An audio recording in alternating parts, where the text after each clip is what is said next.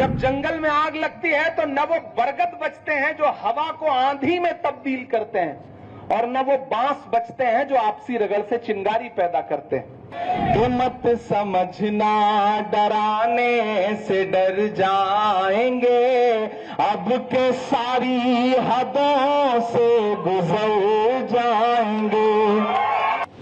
मौत के नाम का खौफ देता है क्यों, मौत जिस रोज आएगी मर जाएंगे। मैं डरा नहीं, मैं झुका नहीं, कहीं छुप छुपा के खड़ा नहीं। विजयवाड़ा वालों, हर सितम का जवाब आएगा, देखना इंकलाब आएगा। हम सब वो कोशिश कर रहे हैं, तो मेरी हिम्मत को सराहो, मेरे हमराह चलो। मैंने एक शम्मा जलाई है अंधेरों के खिलाफ। मैं विजयवाड़ा आज ना आता, मेरे पास 50 बहाने थे। मैं कह सकता था कि मैं यहां मसरूफ हूं, वहां मसरूफ हूं। मैं मसरूफ था भी, मुझे झूठ नहीं बोलना था, मुझे सच बताना था। लेकिन जब विजय राव जी आए तो मुझे लगा कि एक इंसान जिसकी उम्र इतनी है, वो कितनी मोहब्बत के साथ चाहता है कि कम्युनल हार्मोनी पे बात हो, एकजुटता पे बात हो। मैंने कहा विजय राव जी आप चलिए, आप करिए प्रोग्राम। कुछ नहीं, मैं सीधे हाजिर होता हूं। मैं एयरपोर्ट पे उतरा, न तो चेंज करने गया, न मौका भी नहीं था। मैं सीधे आपके बीच में हाजिर हुआ। मुझे लगा कि आप सारे लोग पसीने में बैठे होंगे परेशान होकर के। तो साथियों, फिर कह रहा हूं कि बहुत लंबी चौड़ी तकरीर नहीं करना है। हालांकि ये कहते कहते मैंने लंबी चौड़ी तकरीर कर दी है काम भर की। तो आपसे बस ये गुजारिश करता हूं कि सिर्फ विजयवाड़ा तक इसको मत रोकिए। आंध्र प्रदेश में तो खुसूसी तौर पे आपके जो मौजूदा सीएम हैं, इन्होंने जिस तरह से अपने चेहरे से नकाब हटाई है, अपना रुख बदला है, इसको बेनकाब करने के लिए तो पूरे आंध्र प्रदेश के एक एक डिस्ट्रिक्ट में लोगों को जाके बताइए कि ये वही है कि जो अवतार में आए थे तो कह रहे थे कि नहीं, हम कोई आपके खिलाफ काम नहीं होने देंगे, और अगले दिन जब बिल पेश हुआ तो ऐसे खामोशी के साथ उन्होंने सरेंडर किया ना कि कोई भी शर्मा जाए। तो अगर आज दिल्ली में नफरतें उफान पर हैं, तो उसमें सबसे बड़ा मैंने कहा ना, 2 स्टेट। किसी बड़े बुजुर्ग ने कहा है कि जब जंगल में आग लगती है तो न वो बरगद बचते हैं। बरगद एक बहुत बड़ा दरख्त होता है। जब जंगल में आग लगती है तो न वो बरगद बचते हैं जो हवा को आंधी में तब्दील करते हैं, और न वो बांस बचते हैं जो आपसी रगड़ से चिंगारी पैदा करते हैं। तो ये जो बरगद हैं, इन बरगदों ने हवा को आंधी में तब्दील किया है। ये गुनहगार हैं। आने वाली नस्लें इनसे जरूर सवाल पूछेंगी, इसमें कोई दो राय नहीं। तो साथियों, आप सबको एक बार फिर से बहुत मुबारकबाद देता हूं, और यूनाइटेड फॉर हार्मोनी इस प्रोग्राम के लिए आप साथियों को एक बार फिर से विजय राव जी और उनकी पूरी टीम को और प्रशांत भूषण जी को सबको बधाई।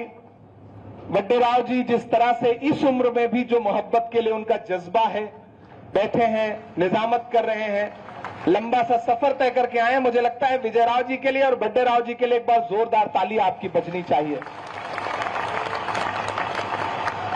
इन 2 बड़ों की कोशिशें यकीनन बहुत बड़ी हैं। अच्छा, ये भी करना पड़ेगा। मुझे लग रहा था भाषण से काम चल जाएगा।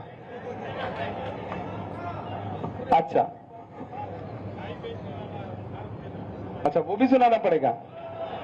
मुझे लग रहा है आज ही सारा हिसाब किताब आप लोग कर लेंगे। बहुत सारी नज़्मों के लिए साथियों ने हुक्म दिया है।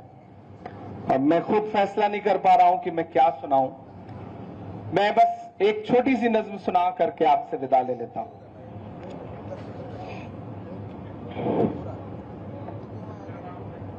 अच्छा, चंद्र बाबू पे, मैं आजकल नीतीश बाबू पे ज्यादा सुना रहा हूं। मत समझना डराने से डर जाएंगे। आप थक तो नहीं गए हैं? थके नहीं है ना? तो मत समझना डराने से डर जाएंगे, अब के सारी हदों से गुजर जाएंगे।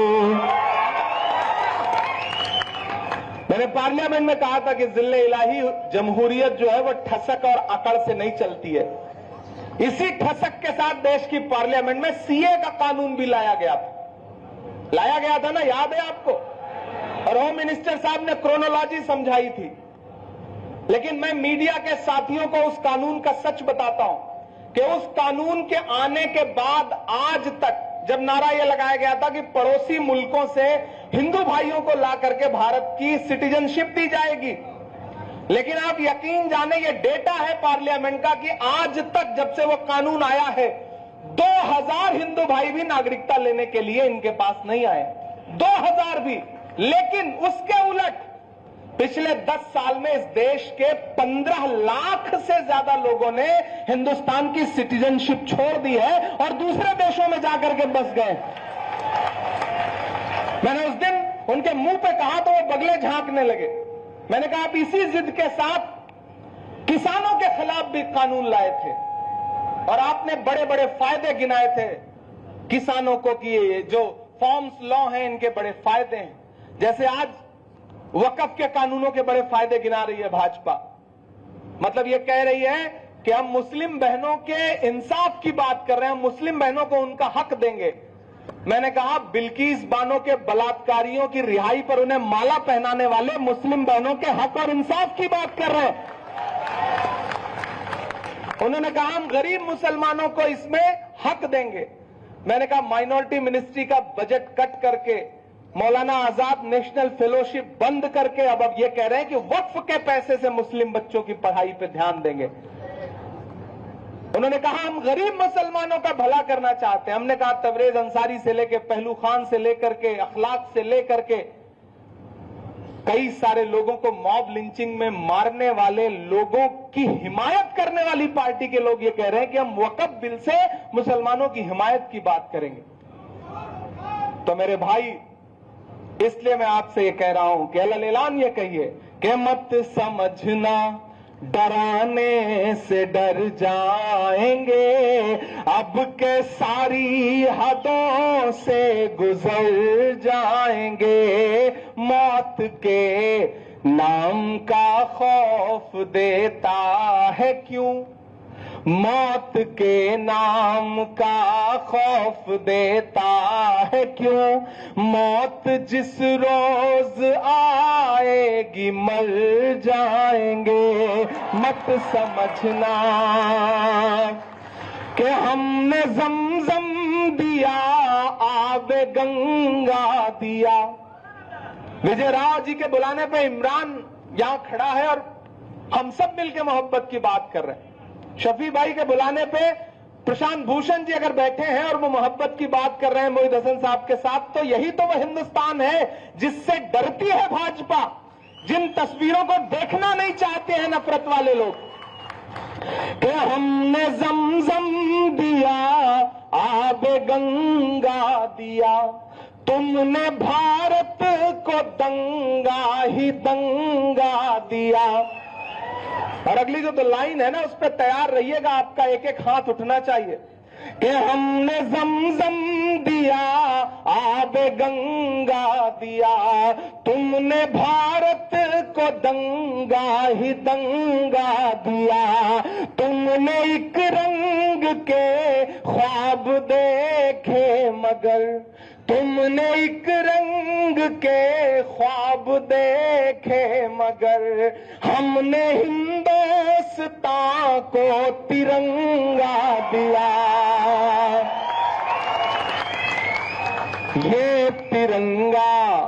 ये तिरंगा बदन पर लपेटे हुए, ये तिरंगा बदन पर लपेटे हुए, एक दिन इस ज़मीन में उतर जाएंगे, मत समझना डराने से डर जाएंगे, अब के सारी हदों से गुजर जाएंगे।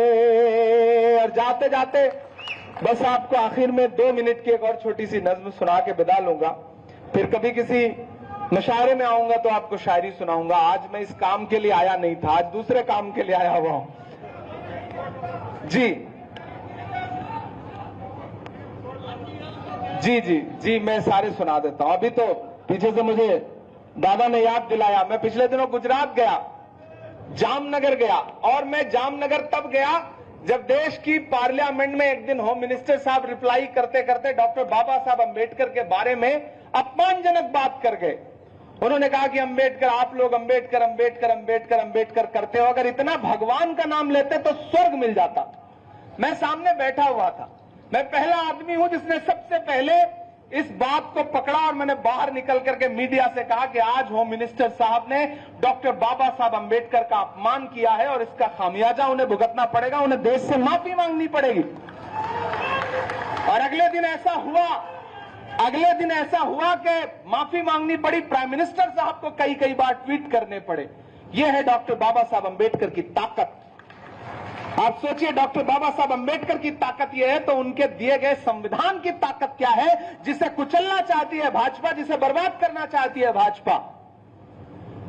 और उसके 5-6 दिन बाद मैं गुजरात गया, तो वही है ना कि डराने की कोशिश होती है। मैं गया एक शादी प्रोग्राम में, तो मैं वहां से लौट के आया, मैंने वहां कोई नज्म पढ़ी भी नहीं। जब मैं लौट के आया तो एक नज्म जो है, खून के प्यासों बात सुनो, गर हक की लड़ाई जुल्म सही, हम जुल्म से इश्क निभा देंगे। ये एक नज्म मेरे सोशल मीडिया के साथियों ने, जो वीडियो बड़ा खूबसूरत सा था, मुझ पे फूल बरस रहे थे, उन्होंने लगा के डाल दिया। तो मुझे मीडिया के जरिए पता चला कि 5 दिन बाद आपके खिलाफ जामनगर में FIR हो गई। मैंने कहा अच्छा, अंबेडकर जी का बदला वहां से लिया जा रहा है। फिर मुझे कुछ लोगों ने कहा कि आप इंस्पेक्टर से बात कर लीजिए, SP से बात कर लीजिए, ये मुकदमा खत्म हो जाएगा। नहीं, मैंने कहा नहीं, बात नहीं करूंगा, इस मुकदमे को लड़ेंगे हम। और मैं हाई कोर्ट गया, प्रशांत जी यहां बैठे हैं, हाई कोर्ट गया, 56 मिनट बहस हुई, सब कुछ 56 में ही चल रहा है, 56 में ही 56 मिनट बहस हुई। जज साहब ने कहा कि नहीं, इन्होंने तो थ्रोन के खिलाफ, यानी कि सिंहासन के खिलाफ कुछ बोला है, इसलिए इनके ऊपर मुकदमा तो बनता है। और ये कहकर के मेरी पिटीशन खारिज कर दी। जब मेरी पिटीशन हाई कोर्ट से खारिज हुई तो मैंने कहा चलो सुप्रीम कोर्ट चलते हैं, लड़ेंगे इस बात को। और मुझे लगता है पहली बार ऐसा हुआ होगा कि एक नज्म को लेकर के फिर मैं सुप्रीम कोर्ट आया। और जब सुप्रीम कोर्ट में जस्टिस अभय ओक साहब और जस्टिस उज्जवल भुयान साहब के बेंच में वो मुकदमा गया, तो पहले दिन, पहले मिनट में उन्होंने उसका ट्रांसलेशन पढ़ा और फिर हंसे, और हंस के कहा कि क्या सरकारों के पास और पुलिस के पास माइंड नहीं है, उसको अप्लाई नहीं करते क्या ये लोग। और 2 हियरिंग के बाद उन्होंने जो हिस्टोरिकल जजमेंट दिया है, वो FIR भी क्वैश किया, और 54 पेज का 56 से उन्होंने 2 कम किया, 54 पेज का एक ऐसा बेंचमार्क जजमेंट उन्होंने फ्रीडम ऑफ स्पीच पर दिया है। तो मैं लड़के आ रहा हूं, मैं डरा नहीं, मैं झुका नहीं, कहीं छुप छुपा के खड़ा नहीं, कि जख्म पर जख्म खा के निकले हैं हाँ, मगर मुस्कुरा के निकले हैं। जख्म पर जख्म खा के निकले हैं हाँ, मगर मुस्कुरा के निकले हैं। सर झुकाने का हुक्म जब आया, सर झुकाने का हुक्म जब आया, और भी सर उठा के निकले हैं। नारे हक लगा के निकले हैं, नारे हक लगा के निकले हैं। और विजयवाड़ा वालों, हर सितम का जवाब आएगा, देखना इंकलाब आएगा। जिन्हें ये लगता है कि 10 साल, 15 साल, 20 साल की हुकूमत में वो सब बदल देंगे, अपनी मर्जी का हिस्ट्री, अपनी मर्जी का इतिहास जो है वो देश के सामने रख देंगे, चंद सड़कों के, शहरों के नाम बदलने से वो सारा निजाम बदल देंगे। दरअसल उन्हें पता ही नहीं है कि आप 10, 20, 25 साल के तारीख और हिस्ट्री की जो बात कर रहे हैं, ये हिस्ट्री बड़ी जालिम होती है, तारीख बहुत जालिम है। 50 साल और 100 साल, 200 साल हुकूमत करने वाले लोग एक पन्ने में पलट जाते हैं और अगली हुकूमत आ जाती है। यह हिस्ट्री बहुत जालिम है, उन्हें यह बात समझनी पड़ेगी। और इसलिए मैं अलल ऐलान ये कहता हूं, मेरा यकीन है ये कि हर सितम का जवाब आएगा, देखना इंकलाब आएगा। अच्छे दिन का किए थे जो वादा, उनका दिन भी खराब आएगा, उनका दिन भी खराब आएगा। झूठ के हाकिमों के चेहरे पर आईना हम दिखा के निकले हैं, नारे हक लगा के निकले हैं, और भी सर उठा के निकले हैं। और जाते जाते बस आपसे आखिर में इतना कह रहा हूं साथियों कि एक बार जंगल में आग लगी थी। जंगल के सारे जानवर परिंदे अपना घर छोड़ के भाग रहे थे, आशियाना छोड़ के भाग रहे थे। एक नन्ही सी गौरैया, एक बहुत छोटा सा परिंदा होता है ना, देखा है आपने, बहुत छोटा सा, गौरैया बोलते हैं उसको हमारी तरफ, आपकी तरफ कुछ और बोलते होंगे। वो नन्ही सी गौरैया अपने जलते हुए घोंसले को देख रही थी और पड़ोस में जो एक दूसरा दरख्त था उस पर बैठ करके उसकी आंख में आंसू थे। एकाएक उसके अंदर हिम्मत आई, उसको लगा कि ये दहकती हुई आग मेरा आशियाना जला दे रही, पूरे जंगल को जला दे रही। तो पड़ोस में एक और जंगल था जहां पर एक तालाब था, उसमें पानी था। वो उड़ती हुई उस तालाब के ऊपर गई और अपनी चोंच, नन्ही सी चोंच में जो 2 बूंद पानी भर सकती थी ना, वो भर करके उस दहकती हुई आग के ऊपर उड़ करके आई और अपनी चोंच का 2 बूंद पानी छोड़ दिया। फिर पलट के गई, फिर चोंच का 2 बूंद पानी लेकर आई, फिर गई, फिर लेके आई। ये करते करते जब वो बहुत थक गई ना, तो वो सामने जो पेड़ था उस पर बैठ के थोड़ा सा सुकून की सांस लेने लगी। तो वहां बैठे हुए अजगर ने उससे कहा, क्यों री गौरैया, तुझे क्या लगता है तेरे 2 बूंद पानी से जंगल की इतनी बड़ी आग बुझ जाएगी? तो गौरैया के जवाब को विजयराव जी का जवाब समझना, प्रशांत भूषण जी का जवाब समझना, इमरान का जवाब समझना, मस्तान वली का जवाब समझना, दादा गांधी जी का जवाब समझना। गौरैया ने अजगर से कहा कि मुझे यह पता है कि मेरे 2 बूंद पानी से शायद जंगल की इतनी बड़ी आग का कुछ ना बिगड़े, लेकिन उससे भी बड़ी बात मुझे यह पता है कि आने वाले दिनों में जब जंगल का इतिहास लिखा जाएगा तो मेरा नाम आग लगाने वालों में नहीं बल्कि आग बुझाने वालों में लिखा जाएगा। हम सब वो कोशिश कर रहे हैं, तो मेरी हिम्मत को सराहो, मेरे हमराह चलो, मैंने एक शम्मा जलाई है अंधेरों के खिलाफ। बहुत शुक्रिया आप सारे लोगों की मोहब्बतों का। फिर आपसे कभी मुलाकात होगी।